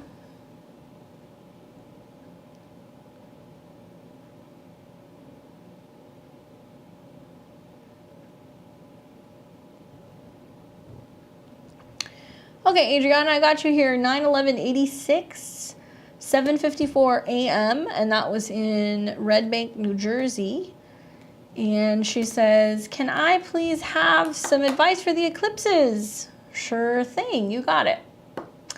Well, you are one of those Libra risings that is also having it right in conjunction to your Venus. So you're right up there with, was it Michelle? Who was it that had that? So you would also benefit from taking a look at your Venus return. You can do that with an astrologer, or you can go to astro.com, look at the return chart for Venus, and take a look at what that chart looks like. That's important because there is a solar eclipse, which is new opportunities, clean slate on your Venus. So it's saying new relationships, basically, for the next like 9 months or so. Big changes with relationships. And Venus in the second conjunct Pluto. Oh my goodness, you are quite passionate, you are. These eclipses are really trying to get you to shake out things that you've been holding on to that you do not want to let go of, okay? So think about that. Venus at a 3 is old thought patterns, old ways of talking about yourself, treating yourself. Venus-Pluto can be like this unhealthy fixation sometimes that we have with possessing something when it's in the second. So I'm wondering, like, are you having a hard time shaking off old relationships and moving forward? Are you observing that there are some unhealthy patterns that are kind of coming up in terms of how you're spending your money or what you're eating? That can happen. But both, you know, Venus and Pluto together is quite intense. Now, when this eclipse happens, it's going to be not just on top of your Venus, but also on top of your Pluto. So it's setting the stage for more power with your spending habits, more power when it comes to what money you have also in the bank or what you're bringing in terms of salary. So I would say setting intentions revolving around healthier habits with spending, but also like, hey, if you need more, you're going to get more assistance in general. The eclipse itself is also going to be making a sextile to your Neptune. So it's helping you communicate and express yourself clearly, and I think much more with much more sensitivity. So there can be a sense of like explaining to people like what it is that you need and like what you're valuing and getting the point across, and it's not going to be super harsh. And you're also going to be seeing that this eclipse is trining your midheaven. What I like about the second is that the second house acts kind of like Taurus. It builds like that foundation for supporting all the stuff that you do in your career. So I see it as the second house is about, hey, these are my talents. This is what I charge. This is what I have to offer. This is what I know how to do and bring in resources. The sixth house is saying, how do we organize it, make it clean, make it better, get it on time, get it in schedule. The 10th house is like where you kind of show up for the world. So what's cool, right, that you're going to see happening in the new year is that Saturn's going to go into your sixth house. It's going to be trining your Venus and trining your Pluto. So you're going to find that you're getting more into alignment with work or something that you're able to do that's going to be consistent and help you make money. But when you have water houses in the 2nd, 6th, and 10th, you cannot work a job unless you feel emotionally connected. So sometimes when I see financial issues coming up around these eclipses, it's saying like, okay, you cannot continue on this path if your heart's not really in what it is that you're doing for work. Now, it can also be a precursor that down the road, when you have other eclipses next year, and also when the South Node comes into conjunction with Pluto, if your heart's not in it, you know, February through the better part of like, let's say June of 2023, it's like basically saying you're going to have to let that go. You have to let it go. And you have to be willing to override the fear and say, other things are going to show up. It's going to be possible. I mean, thank God next year when the South Node hits there, you've got Saturn that's trining and you've got Venus in your 10th. So it makes me feel like there is a job change that's coming, but you have to be willing to kind of figure out what is it that you love.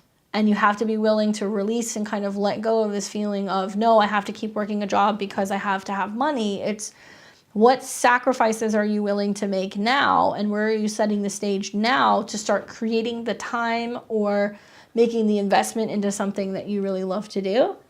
You know, you got your moon as the ruler of the 10th house. It's in Sagittarius. It's in your 3rd house. And, you know, it's making conjunctions to Uranus. So it tells me that the way that you feel about your job and your work is constantly fluctuating. And there's this like, I like this, I don't like this, I want to do this, I don't want to do that. Like there is a sense of like erraticness that's going on with your relationship to work. And it also squares your sun and it also squares Jupiter. So what does that mean? You would do well with something that allows you to travel. You would do well with something that allows you to like work remotely or work from home or work by phone or manage or do documents or paperwork. Like there's something here that I think would work very, very, very well if you find that niche. For Virgos, Sagittarius is 4 houses away. So I'm wondering like, are you interested in working in real estate or property, right? Property management, getting your real estate license, working with people who are wanting to process documents for like loans and stuff like that for homes. Like that would work for this chart. But you would have to be willing to make some of these changes. And when you start having positive aspects to your moon, which you're not going to have for a little bit, Mars is going to be going back and forth in retrograde to your moon. There is a sense of you exploring the next couple of months. What do I want to do? You know, what's out there? What's possible for me? And I think, man, Mars in opposition to your moon and your Uranus, obviously you're looking at astrology going like, what's coming in for me? But I would say like going in and getting like a real astrology career reading or going and talking to a headhunter or somebody who does job placement or going and getting like a career coach while Mars is in opposition to your moon is really helpful. Because you're going to kind of suss it out and say, well, what could I do? And what am I interested in? What am I good at? So you can have somebody who can help you, because Mars rules your 7th, figure that out and start to put that together. And you can start the process of getting ready to make a career change. But I have a feeling it won't be something that's really going to come full circle and you're going to be able to make some of these shifts until closer to like the spring of next year. You know what I'm saying? So it's complex because Virgos are having, you know, Mars retrograde in their 10th. But for you, I look at it and I'm like, do you want to go back to school? Do you want to get a certification? Do you want to go through a training? What do you want to do? But definitely working in an environment where you can either work from home or you can have the freedom to work remotely or to be able to kind of communicate and like talk to people would be really wonderful. But there's definitely a lot of change that's going to be happening in your career, big time. So be open to what that is for the next couple of months. But the eclipses are saying, it's basically saying, if it's time for you to go and you're in a position you don't like, then it's kind of suggesting next year when the South Node comes into the early degrees of Scorpio, I mean, you may have a job that's wiped out. That could happen. So you want to be careful. Be mindful of the fact that you're getting burnt out and that it's not really something that your heart is in. And I would say start maybe going and getting a career coach or talking to somebody who does job placement, because that can be really wonderful while Mars is going retrograde in your 9th. Okay? Good luck. Hopefully that's helpful. Usually after all those squares, something really significant comes. And that's where sometimes, you know, like getting a full-blown annual reading and taking a look, you can kind of start to see what's kind of coming up. Okay, so we've got Angela next.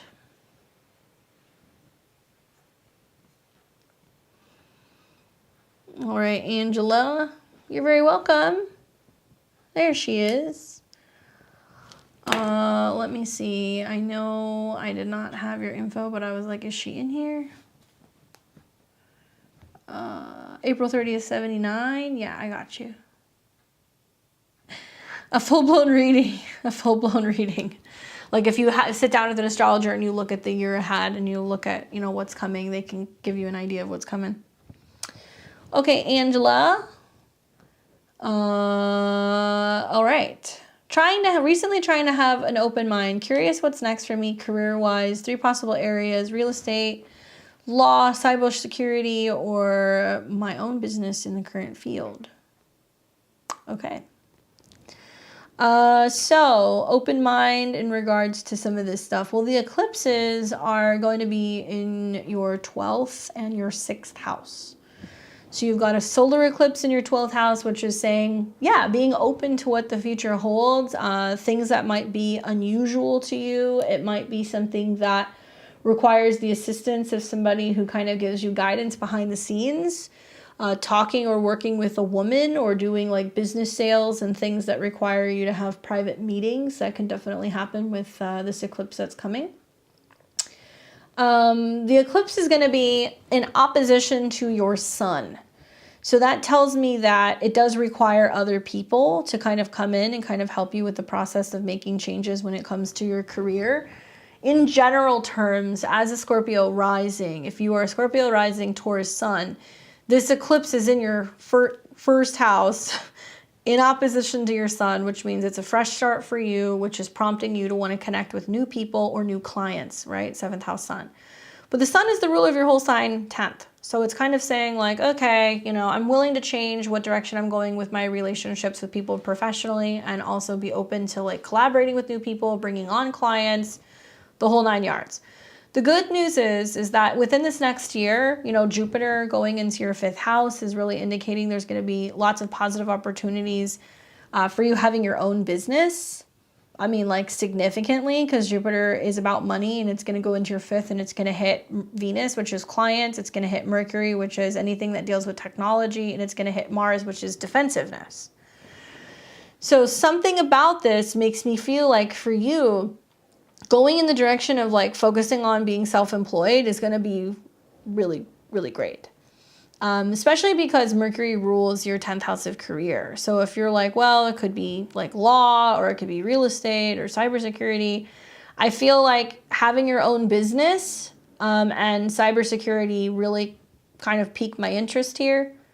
Over the next few years, we're going to see that there is a need for you to commit more fully to your professional life, because Jupiter's going to hit Mercury, rules your career. You're also going to see that you're coming into your Saturn opposition, so you're going to want to focus more on being at home, you know, being able to do domestic stuff, being with family, buying property, and it's got to be something that gives you freedom. And Saturn deals with the 3rd house, so I feel like if you have your own business that you can do remotely, and if you can do something regarding, you know, cyber stuff, those are the 2 directions that I would go in personally. And with Jupiter moving through Aries and then going into Taurus, also stuff where you're providing services and you're helping, you know, people in general. I mean, like, it's all good across the board. I think the challenge that you're going to have with this eclipse is maintaining your open mind of what is possible. Do I believe that some of these things are actually, you know, going to work? And the 12th house is what's hidden or things that are secretive. So I like the idea of like doing something in regards to security, because you're having these conjunctions in the 12th house, and it tells me that you can be working with like private groups or, you know, individuals behind the scenes and like showing them, you know, like all of these secret things that are going on. Like, oh, you know, this was who was on your website, or, you know, this is how many people we blocked from trying to get in. It's stuff that's like more secretive. And keep in mind that Saturn is getting ready to cross your IC. So it's like the business that's going to be the most successful is self-employed and something that's going to allow you to be home. Yeah, property and real estate is the 4th house. I could see you considering like, well, do I want to buy or do I want to manage? But the problem that I have is that your south node is in the 4th house, and Saturn, when it comes into conjunction with your south node, you may realize come 2024, no, real estate's not for me. So I'm not going to send you on a wild goose chase and be like, yeah, do the real estate thing. If you're already licensed and you want to give it a, you know, a whirl and see how it goes, I mean, it's something that you could do for about a year, like literally all the way up until Saturn goes direct and it's still trining your moon, and see if it's making you money. But I would go more in the direction of your own business, and I would go more in the direction of the cybersecurity, you know, just to be honest. Let's see, what did you say? I could also see that like some of the stuff that's coming up during the eclipse is bringing things up that are out of your comfort zone. So I think that's part of this as well, that you're like, I don't know if it's really going to work. But let me tell you something. Next year, well, it's really going to come full circle in 2024. But in 2024, when Jupiter, which is about money, and Uranus, which is about anything in regards to like techie stuff, so I think like security and things that have to do with apps, oppose your natal Uranus, you're going to have new clients, you're going to make more money. Like there's going to be something that's going to be going on here that's definitely going to open things up, and you're going to be glad that you went in the direction that you went in. And you're going to want to focus so much more about home and your family. So it's like you want to do something that's going to give you that freedom. Okay?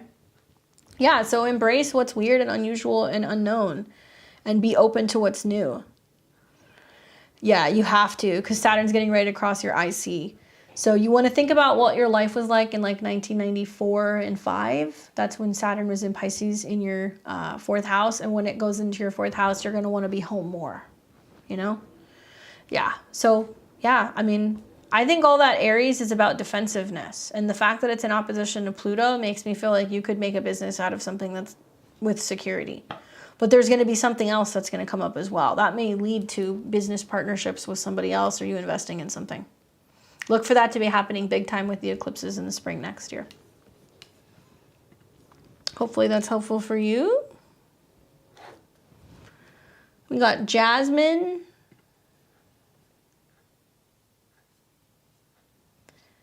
Let me pull up Jasmine's chart.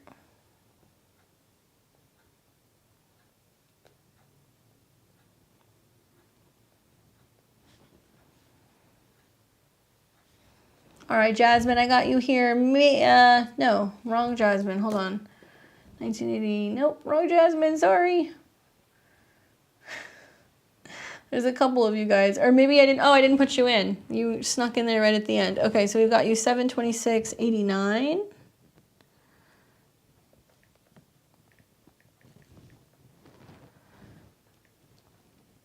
Thank you for your patience. And that's 7:56 p.m. New York, New York.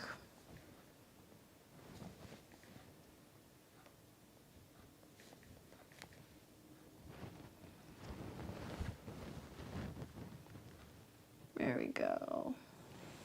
Okay. Now I've got you. All right, so July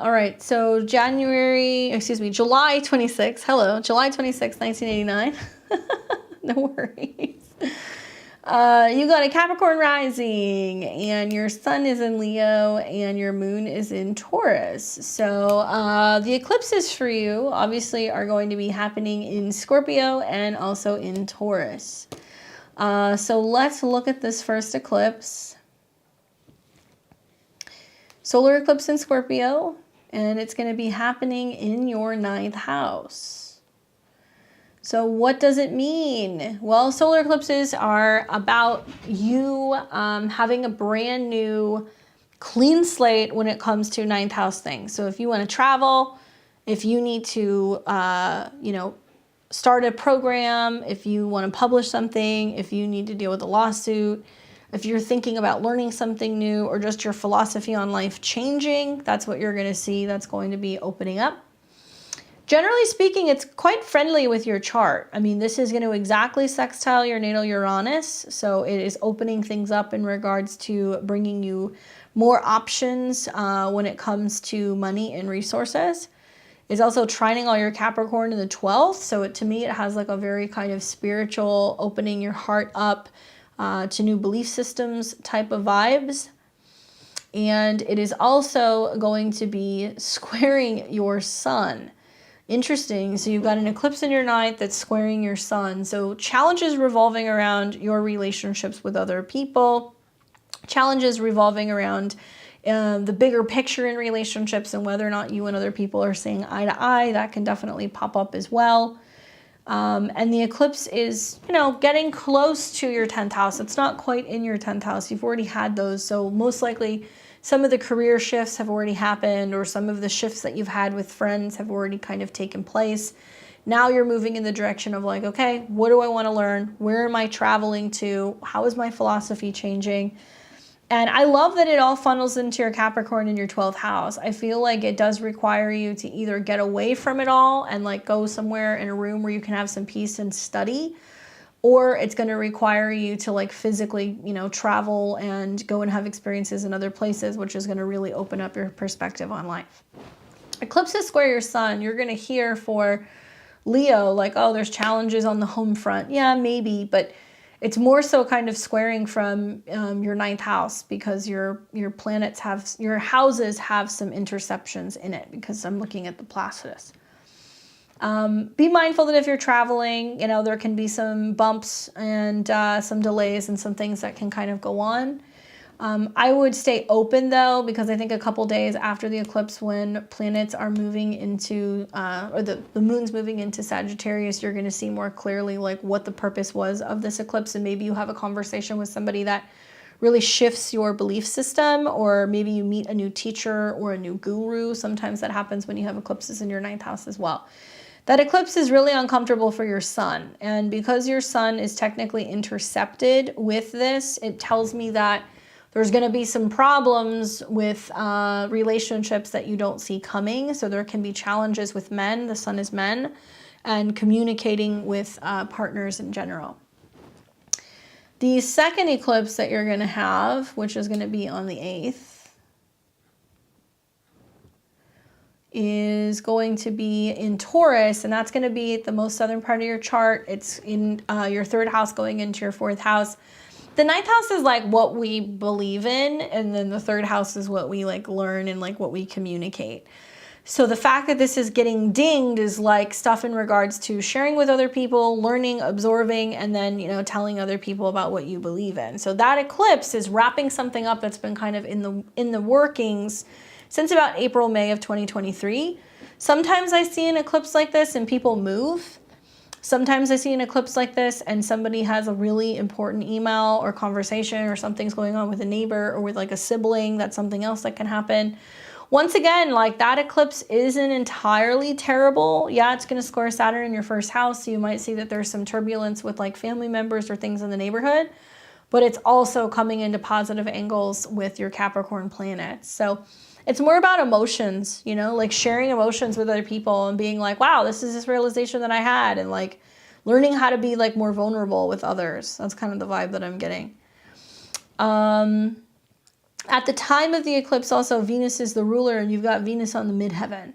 So it can be like a time where you're starting like a new advertising campaign, or you're posting something, or you're wanting to publish something, or you're wanting to tell everybody some kind of big news with Mercury and the Sun and Venus on your midheaven.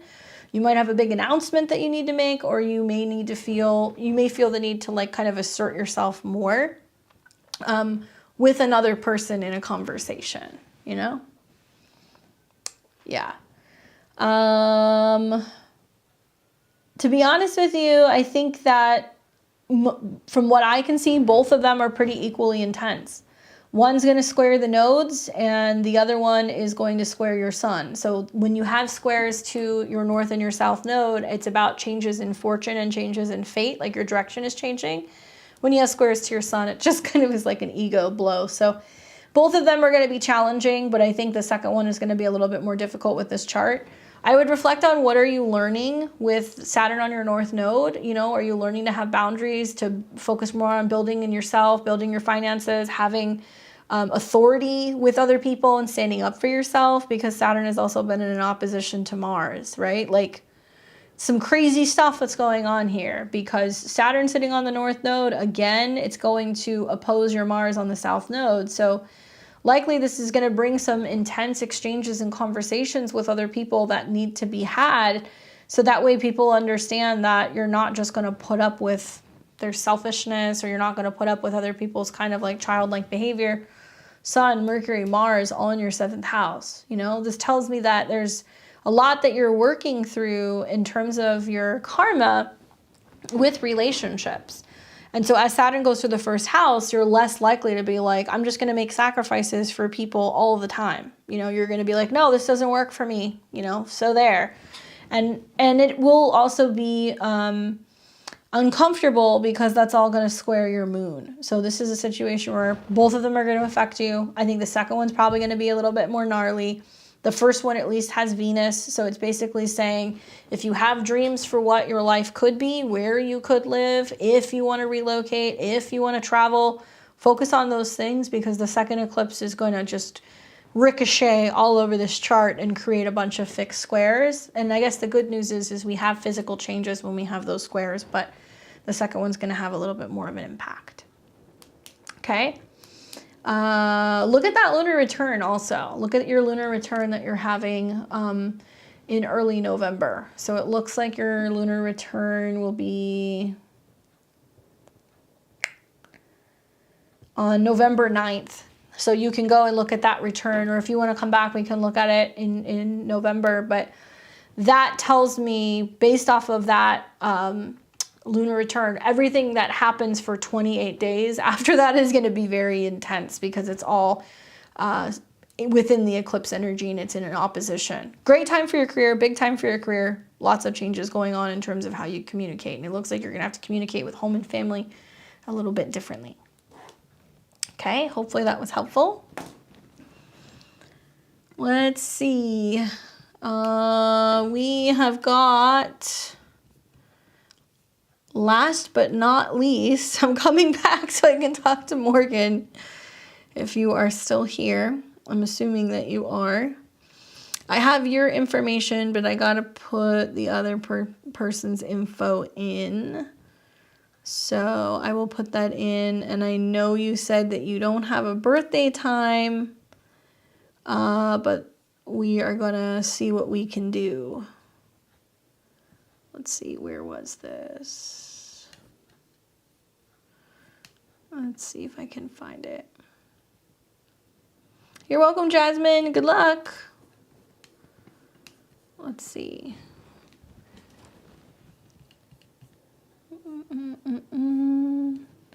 Can you give me that info again? I apologize, but once there's so many people that come through my PayPal doesn't set up. Oh, no, wait, I have it. Never mind. I see it now. Okay, so I've got you in here. Let me put the other person in here. Can I get the first name?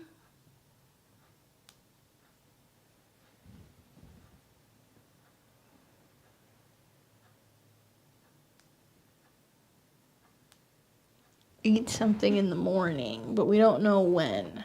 Okay.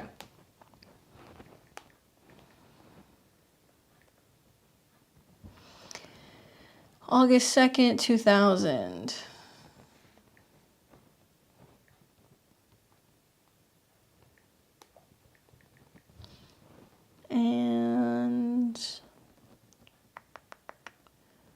was in Cedar Rapids, Iowa.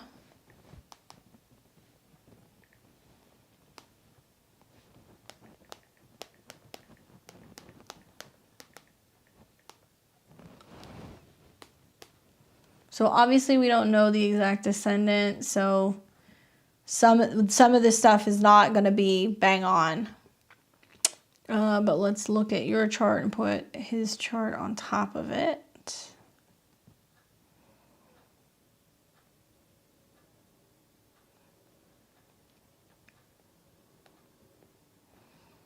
Okay, so this is going to be the synastry for the tooth. So we've got you on the outside, April 14th, 87, and that was at 1:56 a.m. in Trenton, New Jersey. So you're a Capricorn rising, sun in Aries, and your moon is in Libra. So the Sun-Venus conjunction have been happening right along your moon in your midheaven. Okay. So looking at the synastry, I mean, obviously, yeah, you like him, right? Because Mercury and the North Node and Mars and the Sun and Venus, they're all in your 7th house. So the 7th house is what you attract. So the mind, the ambition, the power, the love, all those planets are all sitting in the 7th house. The challenge that I will say that's going on here is that he does have his sun in opposition to Neptune. So there can be a sense of attracting Neptunian people who are into spirituality and metaphysics and stuff like that, but there can also be a sense of like being involved and then kind of avoiding and being involved. It's kind of sun opposed Neptune is they kind of get thrown off or they get overwhelmed and they'll take a step back. His Venus is very close to your vertex. His Venus trines your Saturn. That's nice.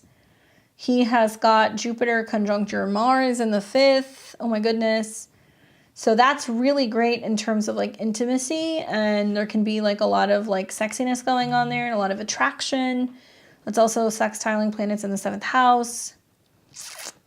I think that for you, like eclipses are interesting because it is happening very close to your midheaven. So that is suggesting there is like a total change that's going to be going on when it comes to your identity out in the world. So something about I'm not in a relationship, now I am, or, I was employed, but now I'm not. These things can happen with these eclipses. And it looks like the eclipse is going to be right along your Moon-Pluto midpoint. So if we look at the center point in between Pluto and the moon, this is about extreme emotional change and transformation. 10th house Pluto rules your career or your public reputation. The moon rules your relationship. So I'm wondering, are you kind of like saying to yourself, I'm ready to go to the next step. I want to be in a committed relationship. I want to tell people that we're together. Like, is that coming up for you? I like that your moon squares his nodes because I feel like that means like he has to acknowledge you. I also like that your sun squares his nodes. So, you represent somebody who's a bit of a wild card for him. You kind of push him out of his comfort zone. Like I said, we don't know his ascendant, but if he is born within like the 8 o'clock hour, it looks like he's a Virgo rising. So that tells me that it's putting all of his, all of his Cancer stuff and his Leo stuff closer to his 12th house. Do you know anything about like his dad, like not being involved in his life, or, he doesn't know who his dad is, or his dad left, or his dad died? Do you know anything about this? With Sun, Venus in the 12th. They can be amazing artists and very creative and very talented, but they can be very reserved and feeling like they need to kind of keep to themselves. So, yeah. You guys are both born within eclipse cycles. Yeah, yours was closer, but still, yeah.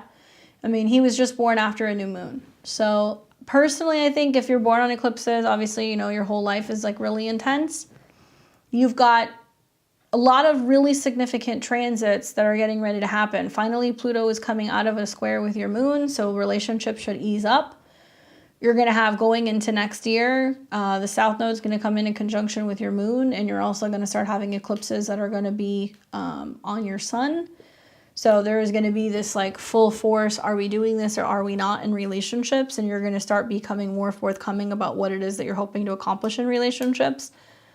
Me personally, like, I really like his Jupiter on your Mars because I feel like it's sexy. You guys can have fun. There's lots of room for like intimacy. That's all coming into a sextile with his sun. You know, he's kind of like crack for you though, because he has his Mercury and his North Node very close to your Lilith. So it's like something that you're like, I want that. I have to have that. And it all squares your sun. Yeah. Yeah.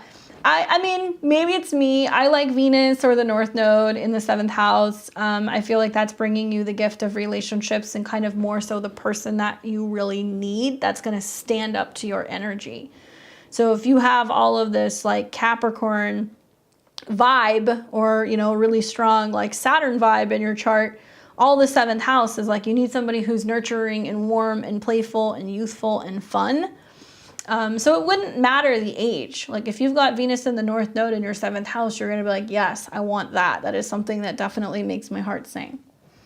Just keep in mind that over the next year or so, you know, right now you have Saturn trine your moon. So it's great for relationships that are starting. But in the next year or two, Saturn's going to come into conjunction with your Venus. It's like, okay, is that person really ready to take the next steps with you? You know, are they ready for that? It's not an age thing. It's like a maturity thing. Next year in the summer, there will be a Venus retrograde in Leo. Venus will go retrograde through his Venus and through your vertex. It'll trine your sun, you know, it'll trine your Saturn. So I feel like there's room to be able to work with that. But, you know, July and August might be a time to really watch because there can be changes that are going on and it can be like, okay, next step time, because Venus rules your 4th house. So it's like, do we live together? You know, do we talk about building up a home together? Do we build a life together? You know, do we have stuff in each other's spaces? That's kind of the turning point that would happen. And even though Venus retrogrades can bring pressure, it's basically going to trine your Saturn and it's going to trine your sun. So I feel like it's something that you can handle. And for all Aries, it's things like, okay, you know, how is my relationship with a younger person? Or do I want to have more romance? Do we go on a fun vacation? Do we talk about, you know, having kids? So that stuff is definitely going to come up. And I would say be very careful if you've got a guy who's got his Jupiter on your Mars, because that definitely intensifies the 5th house and it can bring children in, or it can just bring a very healthy sex life. So awareness is everything. And he's got Jupiter in opposition to Pluto, so he likes to have a good time. He's very youthful. And he's totally down to travel, and he's very open to different cultures and stuff like that, which I think your Sagittarius Saturn really appreciates, you know? Yeah, just know that his Saturn and his Jupiter are very close to your 5th house. So while Jupiter is great for expansion, Saturn is serious conversations in regards to feelings, emotions, and dating. This is somebody who has not even had his Saturn square yet. So keep in mind his Saturn square is going to start in the new year. And he is nowhere near his Saturn return.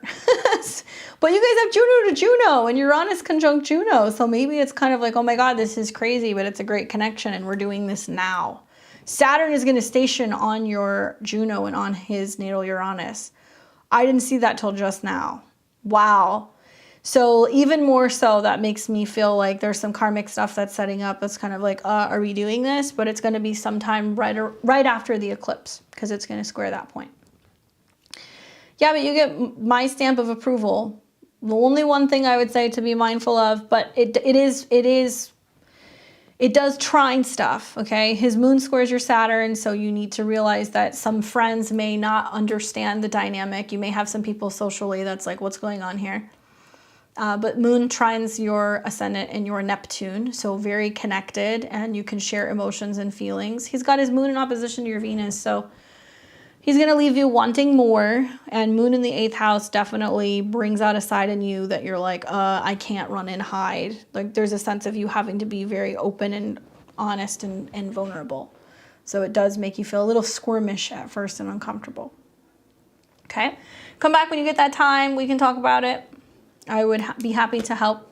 It's not often I give my stamp of approval, so it definitely does work, but keep in mind that time period that's coming the end of summer next year, okay?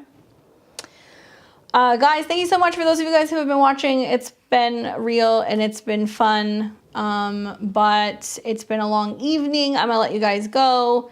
I've got a new video coming out tomorrow. It's going to be all about this week. Oh my gosh, we've got Mars going retrograde. You know, Saturn is stationing as we speak. We've got eclipses coming in. It is a wild week ahead. So you want to catch that tomorrow when it comes out in the morning. If you haven't already seen the eclipse videos, I have an eclipse video that's on Scorpio eclipses and the Taurus eclipses.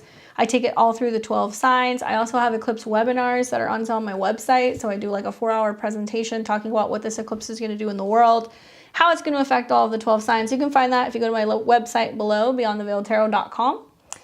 Otherwise, I'm wishing you guys a happy rest of your week. Enjoy your weekend. Hopefully you guys do well with some of these transits. I'm glad I got to chat with you guys and help you all. Next week on Saturday, we're going to be doing live tarot readings, and we'll be back. We're going to do another series of eclipse readings and astrology that we'll do before we have the big banger that's going to be the beginning of November. So you guys can chill a little bit. This one isn't as intense as the next one. All right? Thank you so much. Enjoy the rest of your evening, and I will see all of you guys very soon. Take care.